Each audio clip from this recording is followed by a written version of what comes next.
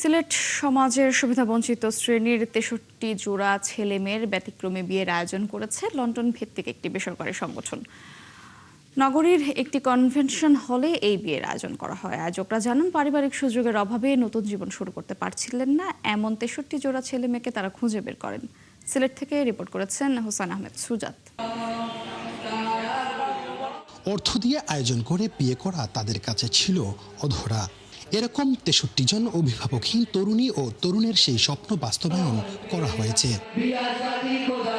সিলেটের বিলাসবহুল আমানুল্লাহ কনভেনশন সেন্টারে। দেশের বিভিন্ন জেলা থেকে রীতিমতো বাছাই করে আনা হয় এই ৬৩ জোড়া তরুণ তরুণীদের। এদের প্রায় সবাই অভিভাবকহীন।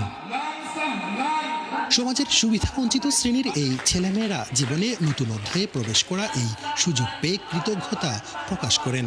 কপাল ভালো যে এত সুন্দর আয়োজনে আমরা উপস্থিত হতে পারছি। আজকে আমি বিয়ে করে অনেক ভালো হয়েছে, অনেক আনন্দ লাগতেছে। আমার সাথে এসেছে আমার মামা, আমার চাচা এবং আমার নানি। সুন্দর পরিবেশ, খুব আয়োজন সুন্দর। বিয়ের পুরো আয়োজনে সঙ্গীত পরিবেশন, ছবি তোলা, সাজসজ্জা এবং আপ্যায়ন হয়ে ওঠে উৎসবমুখর।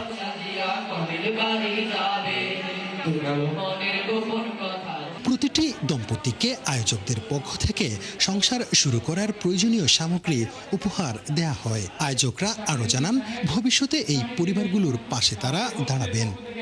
It's lovely to see all the grooms dressed up, and inshallah we can make dua for them, and inshallah their lives together can be a fruitful one, inshallah. Has been immensely difficult, but thanks to everyone's support we've been able to achieve this. এই আয়োজনে প্রত্যেক কাপড়কে প্রায় 2 লক্ষ টাকার উপহার সামগ্রী দেওয়া হচ্ছে। এটা একটা বিশাল বিষয়।